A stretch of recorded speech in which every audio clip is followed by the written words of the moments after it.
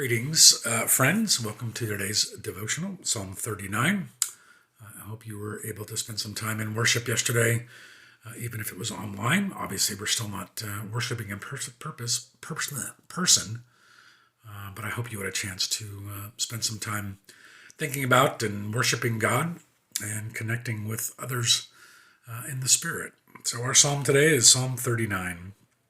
I said, I will guard my ways that I may not sin with my tongue. I will keep a muzzle on my mouth as long as the wicked are in my presence. I was silent and still. I held my peace to no avail. My distress grew worse. My heart became hot within me. While I mused, the fire burned, and then I spoke with my tongue. Lord, let me know my end and what is the measure of my days. Let me know how fleeting my life is. You have made my days a few handbreadths, and my lifetime is as nothing in your sight. Surely everyone stands as a mere breath. Surely everyone goes about like a shadow. Surely for nothing they are in turmoil. They heap up and do not know who will gather. And now, O Lord, what do I wait for? My hope is in you. Deliver me from all my transgressions. Do not make me the scorn of the fool. I am silent. I do not open my mouth, for it is you who have done it. Remove your stroke from me. I am worn down by the blows of your hand. You chastise mortals in punishment for sin, consuming like a moth what is dear to them. Surely everyone is a mere breath. Hear my prayer, O Lord, and give ear to my cry. Do not hold your peace at my tears, for I am your passing guest, an alien like all my forebears. Turn your gaze away from me that I may smile again before I depart and am no more. So this psalm is traditionally been assigned to David, like all of the 38 psalms we've read previous to this one. And you get the sense that what David is writing about and praying about is forgiveness of his sins, for his transgressions, as he has said. But we've covered that quite a bit.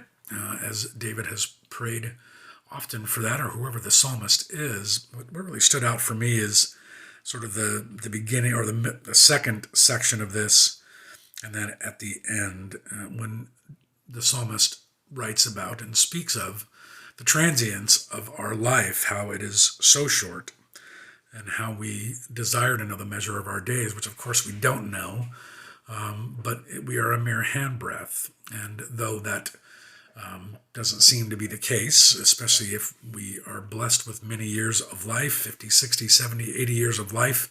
That is a really long time, but only in earthly terms.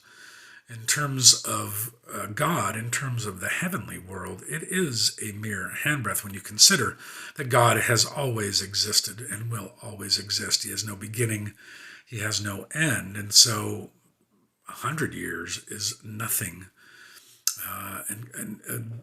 As a measure of time for God. And plus, God doesn't measure time the way that we do. There's no clocks, no watches in heaven. There's no calendars that turn days one after another after another. Time is not linear as it is for us in this world. But it does remind me, and hopefully you as well, that our lives are short. And we don't know when the end of our days will come. And so to spend our time thinking about, worrying about, complaining about some of the things that we are dealing with in our lives day to day, especially now, can seem rather trivial at times, especially if they're just mere inconveniences. That time shall pass, and having a perspective of how short our lives are and how blessed we are, I think at times would lead us to live a life of abundance and a life of appreciation and thankfulness for what we have, and taking advantage of every opportunity we have to spend time with family or friends, not having regrets about decisions that we've made, or pursuing wealth or power or anything else in this world that doesn't really matter when compared to those things. That we are blessed, and if our focus is only on the things that we are missing or that absent in our lives, or that haven't gone the way that we wish they would have gone, then we are going to miss out. We are going to miss out on the shortness of our life and how every day really does count. to make the most of every day, to make the most of every day in our relationship with God, instead of saying, well, I'll do that later, I'll pray later, I'll read later, I'll study later, I'll go to worship next Sunday. Instead of taking advantage of the opportunities we have to be in connection with each other and with God on a daily basis, we should take advantage of those things, because life is like a vapor. It is like a mere handbreadth. And who else can we count on to offer us the kind of peace and hope that we have other than God, just as the psalmist wrote in this psalm. And so, though I'm not focused on the forgiveness of sins, but because of the cross, it is also something we don't have to think about, worry about, deal with, as I mentioned in the last devotion, that we are not consumed with trying to atone for our own sins because they've been taken care of, that we have the freedom, and what Luther wrote as the freedom of a Christian to live a life of boldness, because the thing that we should worry about the most, what's going to happen for all eternity, which is not a mere handbreadth, that is eternity, has been taken care of, and our sanctuary, our place of sanctuary, will be safe in God's hands, in God's presence, if and when, well, not if, but when that time comes. But until then, take advantage of every day that you have, the people that are around you, the good things that are in your life, to be a positive person and a person who feels thankful and blessed. Hope, well, until I see you tomorrow, that's all I have for today. Be safe and be blessed.